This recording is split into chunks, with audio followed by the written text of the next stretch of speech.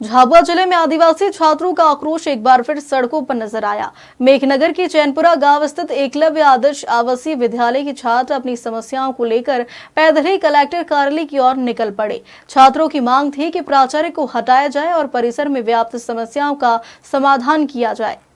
यह पूरा मामला उस समय गर्मा गया जब एकलव्य विद्यालय के दर्जनों छात्र छात्राएं शुक्रवार को आवासीय परिसर से पैदल ही झाबुआ कलेक्टर कार्यालय की ओर रवाना हो गए। छात्रों का कहना है कि वे महीनों से स्कूल प्रबंधन की अनदेखी का शिकार हो रहे हैं। जैसे ही प्रशासन को बच्चों के निकलने की खबर लगी, मेघनगर एसडीएम, तहसीलदार, नायब तहसीलदार और बीआरसी मौके पर पहुंचे और बच्चों को बीच रास्ते में रोककर समझाइश दी। इसके बाद छात्र वापस विद्यालय तो लौटे, लेकिन परिसर में ही लगभग 2 घंटे तक धरने पर बैठ गए। छात्रों की प्रमुख मांग है कि झाबुआ कलेक्टर खुद चैनपुरा पहुंचे और उनकी समस्याएं सुने। उनका कहना है कि जब तक जवाबदेह अफसर मौके पर नहीं आते, तब तक उन्हें भरोसा नहीं होगा कि कोई समाधान हुआ। आपको बता दें कि यह विद्यालय अनुसूचित जनजाति मोर्चा के प्रदेश अध्यक्ष और पूर्व विधायक कलसिंह सिंह भाबर के गृह गांव चैनपुरा में ही संचालित होता है। वे स्वयं भी मौके पर पहुंचे और छात्रों को आश्वासन दिया कि उनकी बातें सरकार तक पहुंचाई जाएगी। पूर्व में भी छात्रों ने प्राचार्य और प्रबंधन पर कई गंभीर आरोप लगाए थे, जैसे कि पुस्तकीय और खेल सामग्री न मिलना, खराब क्वालिटी की जरूरी सामग्री, जाति सूचक शब्दों का प्रयोग। जिसके बाद इन आरोपों की जांच तो शुरू हुई, लेकिन प्राचार्य पर आज तक कोई कार्रवाई नहीं हुई, जिससे छात्रों का आक्रोश और बढ़ गया। फिलहाल प्रशासन ने छात्रों के 7 दिनों में सभी समस्याओं के समाधान का आश्वासन दिया है, जिसके बाद छात्रों ने धरना समाप्त किया। लेकिन बड़ा सवाल है कि क्या इस बार आश्वासन पर अमल होगा या छात्रों को फिर से सड़क पर उतरना पड़ेगा। क्या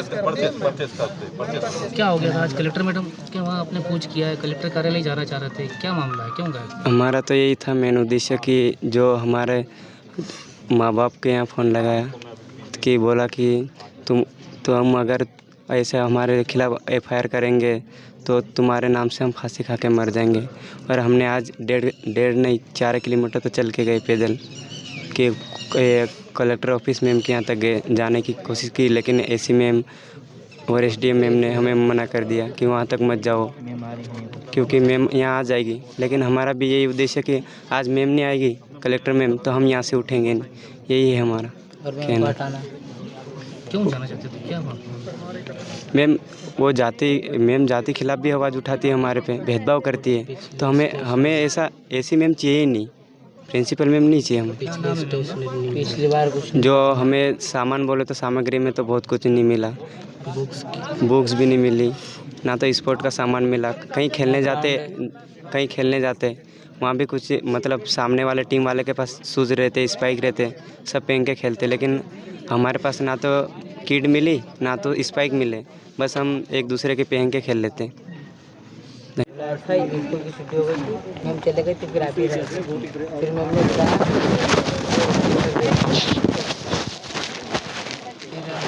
थोड़ी देर बोल रहे थे, फिर मैम ने हमसे एड्रेस लिया, फ़ोन नंबर लिए और कुछ लिया। फिर मैम हमारे घर पे फ़ोन लगाई। फिर मैम को बोला कि मैं तुम्हारा 10वीं का एक ही लड़का है, वह मेरे खिलाफ उठ रहा है और तुम्हारे बच्चों के नाम से मैं फांसी खा लूँगी, हमारे 5 जनों के नाम लेके बोला। ये किसने बोला? प्रिंसिपल मैम ने। सभी को बोला कि तुमको अकेले बोला? मैम 5 जनों ने एफआईआर दर्ज किया था। अच्छा, जिसने एफआईआर आपको उस टाइम पे एफआईआर दर्ज उसको? हाँ, अजय भैया मेरे पे और नवीन भैया, बलराम राव और कृष्णा भाबर, सबके ऊपर? हाँ। इन्हें बोला अपने माता पिता को आपको फ़ोन लगाया? पापा को? पापा को फ़ोन लगाया था। फिर यहाँ पे आए। हाँ, मैम ने फ़ोन लगाया। तो अभी क्या करा आपने? अभी यही कलेक्टर मैम आएंगे और अब डायरेक्ट उनसे बात करेंगे। आप पैदल से तक के माता जब तक आर्ट्स का छात्र हूँ तो हमारी समस्या ये थी कि जो हमें सामग्री मिलनी चाहिए वो सामग्री हमें नहीं मिली थी। पिछले साल तो बिल्कुल नहीं मिली, एक बार ही मिली थी। और यूनिफॉर्म की भी दिक्कत आई थी, हमको यूनिफॉर्म भी पिछले साल नहीं मिली थी और अभी तो एक भी नहीं मिली। यही हमारी समस्या थी और हमने मैडम को बोला था। पिछले साल हमारे जो बड़े भैया थे वो भी झाबुआ गए थे शिकायत करने, जहाँ पर एसी मैम से मिले थे। एसी मैम ने उनसे लिखित में लिया था सब कुछ, जो आपको चाहिए सामग्री, जो आपकी समस्या है वो सब लिखित में मैम ने वहाँ लिया था, लेकिन उसके बाद भी उस समस्या का हल नहीं किया गया। हम यही सोचते रहे कि हमारी समस्या हल हो जाएगी, लेकिन 1 वर्ष बीत गया, उसके बाद भी नहीं हुआ। और इस वर्ष हमने जब मैम से कहा कि हमें इन सामग्री की ज़रूरत है, तब भी हमें ला के नहीं दी गई। इस जबरन हमें यहाँ पर हड़ताल करनी पड़ी। और जिस दिन एसी मैम आए थे, बीओ मैम आए थे और तहसीलदार ये सब आए थे, इन्हें सब हमने हमारी समस्या बताई। उस दिन से लेकर आज के दिन तक 18 दिन हो गए, लेकिन अभी तक हमें उसका परिणाम नहीं मिला। इसलिए आज हमने ये रैली निकाली थी और कलेक्टर ऑफिस जा रहे थे। Thank you. कितने बजे की घटना है? ये आज 12:30 बजे की है। वापस आ गए आप? हाँ, जो सभी ने जो ये आए हैं, जो जिला तहसीलदार आए हैं, इन्होंने बोला है कि आपके हॉस्टल में आ जाएंगे कलेक्टर मैडम, आप चलो, इसलिए हम यहाँ पर आ गए। आए मैडम? नहीं आए अभी तक। हम लोग क्या समस्या है? हमारी समस्या यही थी कि हमारी समस्या पहले ही बता दी थी, लेकिन उसका हल नहीं हुआ, इसलिए हम कलेक्टर मैम से बात करना चाहते हैं। समस्या भी उन्हीं को बताएंगे? हाँ, उन्हीं को ही बताएंगे। कोई एफआईआर वाली बात समझ में आ रही थी, क्या है? हाँ सर, ये बात है जाति सूचक वाली, जो मैडम ने आके सभी बच्चों को बोला था कि आप आदिवासी ऐसे हो, इस तरह से बात कही थी, इसलिए जाति सूचक वाली। और इसी बात को लेकर कुछ 4-5 बच्चों का नाम लिखा था। उनके आज से 2 दिन पहले मैम हमारी हॉस्टल में आई थी और उनके माता पिता का नाम, उनके नंबर और उनका एड्रेस लिया था। और उसी शाम को उनके घर फ़ोन लगाकर बोल दिया गया कि अगर उनके घर फ़ोन लगा कर यह बोल दिया कि आपके बच्चों ने मुझ पर शिकायत की है, मैं आपके बच्चे का नाम लेके मर जाऊंगी। आप क्या चाह रहे हैं? हम ये चाह रहे हैं कि कड़ी से कड़ी एक्शन लो इनके ऊपर, कड़ा से कड़ा। अच्छा जी। हाँ। क्या नाम आपका? मेरा नाम आकाश है। ये चलो चुप तो रहो। क्या मामला है जिन पर मैडम पर विद्यार्थियों ने एफआईआर या शिकायत करी? क्या है? जी भैया, ऐसा है कि हमारे हॉस्टल में मैम एक दिन आए थे और उनके द्वारा हमें यह कहा गया कि तुम आदिवासी ढोर ढांडे, तुम हॉस्टल में आके ऐसा करते हो।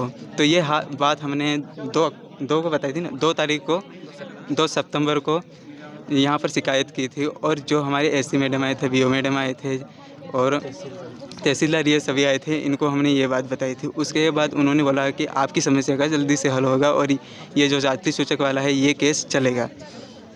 और आज हम यहाँ हॉस्टल से इसलिए निकले क्योंकि 2 दिन पहले प्रिंसिपल मैम हमारे हॉस्टल में आए थे और ये जाति सूचक वाले मामले में जिन बच्चों के नाम लिखे गए थे, 5 बच्चों के नाम लिखे गए थे, उनके घर के एड्रेस, उनके माँ बाप के नंबर लिए और उनके घर पर कॉल करके यहाँ बोला गया कि अगर कुछ भी होता है मैं आपके बच्चों का नाम लेके मर जाऊंगी।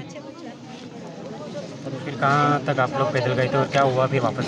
यहाँ से हम 2 किलोमीटर तक गए थे और यहाँ जहाँ पर हमको सभी ने बोल दिया कि आप चलो हॉस्टल में, स्कूल में, आपको वहीं कलेक्टर मैडम आ जाएंगे, ऐसा बोला। क्या अभी तक कलेक्टर मैडम आई क्या? अभी तक बहुत देर हो गई, लेकिन अभी तक कलेक्टर मैडम नहीं आए।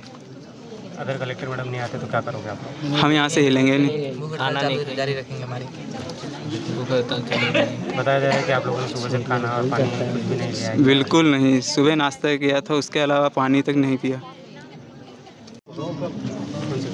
अभी आप लोग पैदल कहाँ चलते जा रहे हैं? अभी कलेक्टर ऑफिस। कहाँ तक चल कर गए थे और क्या हुआ फिर बाद में वापस लोग? अभी यहीं तक गए थे 4-5 किलोमीटर, फिर मैम बोल रहे थे कि मैम आ रहे हैं अभी, तो इसलिए ऑफिस आ गए। क्यों गए थे, क्या मामला था? यही सुलझाओ। अभी तक 2 तारीख को हुआ था और उससे अभी भी कुछ हुआ नहीं है, तो आज फिर से उठे। सर ऐसा बोला कि मैम ने कि आदिवासी समाज पर कुछ गलत बातें बोली हमको, पूरे हॉस्टल वालों को, कि आदिवासी के बच्चे कभी नहीं सोचेंगे, डोरे डांडे वचनपुर कभी तोड़ पूरा कभी सुधरेंगे नहीं, आदिवासी रहोगे, जंगली जानवर कुत्ते। झाबुआ से शाबिर मंसूरी की रिपोर्ट।